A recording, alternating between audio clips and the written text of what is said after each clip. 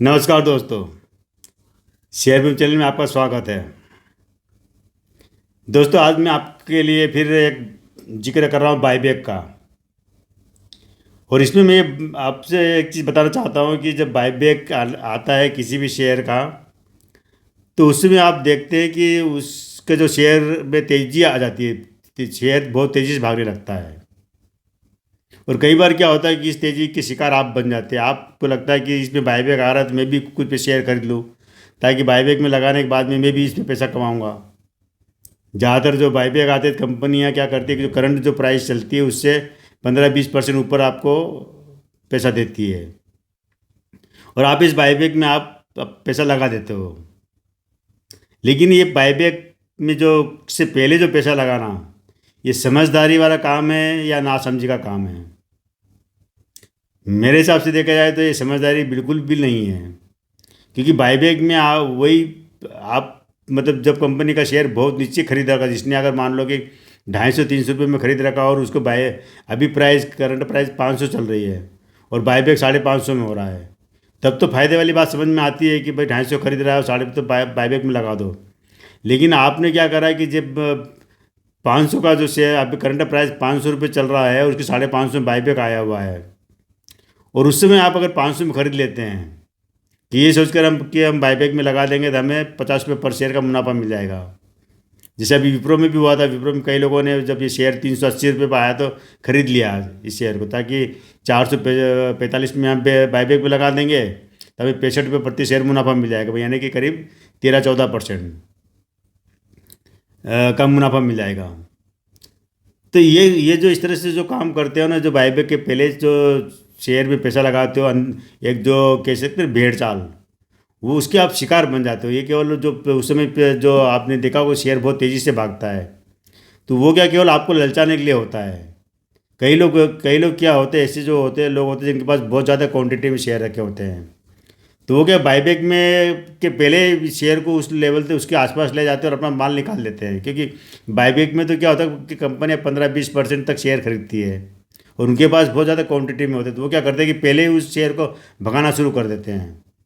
और भगाने के लिए बात क्या कि उस प्राइस के थोड़ा नीचे आसपास ले जाते हैं, ताकि आप उसको खरीद लो। जबकि आप ये नहीं जानते कि अगर आपने खरीद लिया तो शेयर कितने बेचो। आपने 100 शेयर खरीदे तो बाईबैक में कितने जाएंगे? 15 शेयर जाएंगे, बाकी शेयर आपके पास पड़े रह जाएंगे। तो इस तरह से क्या होता है कि आपको नुकसान होता है, इसमें फ़ायदा नहीं होता है। मैंने अपने पिछली वीडियो में बताया था कि बाईबैक में हमेशा वही शेयर काम के आएंगे जो कि आपने बहुत पहले और बहुत सस्ते रेट में खरीद रखे हैं।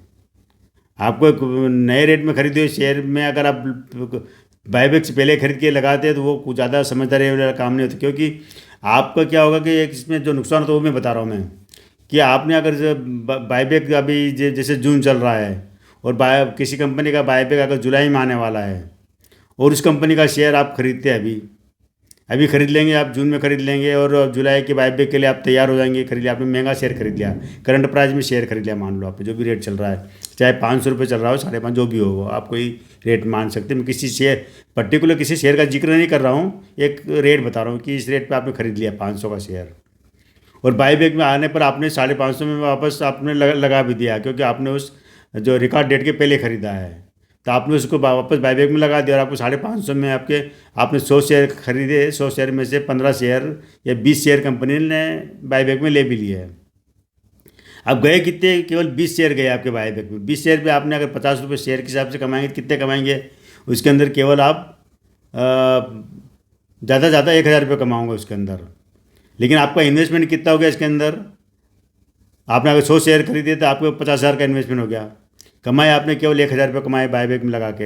अब उस 1,000 में भी क्या होगा, आपको जो शॉर्ट टर्म गेन लग जाएगा। मतलब आपका क्या कि 1 साल के अंदर आपने शेयर बेचा। हम जब किसी शेयर को अगर 1 साल के अंदर बेचते हैं तो उसके ऊपर शॉर्ट टर्म गेन लगता है। मतलब है कि अल्पावधि में जो कमाया हुआ धन है उसके ऊपर आपको जो कमाई पर जो आपकी जो इनकम होगी है जो 1,000 रुपये, इसके ऊपर आपको 20% टैक्स लग जाएगा। इसके अलावा खरीदेंगे आप तो उस समय आपने जो ब्रोकरेज जीएसटी वगैरह दिए वो टैक्स एक्सचेंज शुल्क वगैरह जो लगेगा वो अलग, और जब आप बाईबैक में वापस जब बिकेगा जो भी चार्जेस फिर लगेंगे वो अलग, डीपी चार्जेस वगैरह। मतलब मोटा मोटा देखा जाए तो आपको आपने जो 1,000 कमाते हैं ना, उसके अंदर भी आपको कई सारे टैक्स लग जाएंगे और वो आपके हाथ में केवल 500-700 रुपये आएंगे। मतलब आपने क्या करा कि केवल 500-700 रुपये कमाने के चक्कर में आपने क्या करा कि 50,000 रुपये पूंजी फंसा दी है। अब बायबैक के बाद मान लो कि ये हुआ कि शेयर जो 500 रुपये पे आपने जो ख़रीदा है, वो शेयर खरीदे 500 रुपये से नीचे आ गया। कभी कभार होता है ऐसा कि वो नीचे आ गया है, 400 आ गया है या 450 आ गया है। तो वहाँ पर क्या होगा कि आपको जो जो जो आपने उधर कमाया था पैसा, 500-700 रुपये जो कमाया था, उससे ज़्यादा आपको नुकसान हो गया और आपने क्या किया, आपको पैसा फंस गया वो अलग। तो ये जो इस तरह से गलतियाँ आप करते हैं ना, तो ये आपको नुकसानदायी हो जाती है। आपको हमेशा कभी भी बायबैक से पहले मतलब खरीदो। हाँ, आपके पास अगर कोई अच्छे शेयर रखे हैं, बहुत सस्ते शेयर भी रखे हुए, तो वो आप अपने पास रखो, ताकि जब बायबैक उसका अच्छा बायबैक आए तब आप उसमें पैसे लगा दो, तो उसमें आप ज़्यादा कमाओगे पैसा, उसमें आपको कमाई अच्छी मिलेगी मिलेगी। लेकिन ऐसी जो जल्दबाजी के ये करना है, भेड़ चाल दिखाना, ये मेरी नज़र में ना समझे का काम है। बाकी आपको लगता है कि उचित है, आप जो करें सही करें, थी आपकी मर्जी, आपका पैसा है। लेकिन आप प्रॉफिट कोई खास ज़्यादा प्रॉफिट नहीं कमाओगे आप बायबैक से पहले खरीदोगे तो। आपको खरीदना है कम से कम वो शेयर की जो कम से कम आपने 1 साल की पहले खरीदा हुआ है, मतलब बायबैक की जो रिकॉर्ड डेट से भी 1 साल पहले है।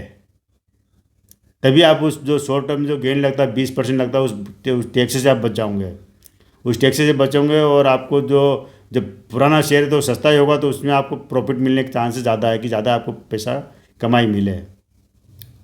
तो ठीक है दोस्तों, आज केवल इतना ही। कल फिर मिलेंगे हम एक नए वीडियो के साथ में।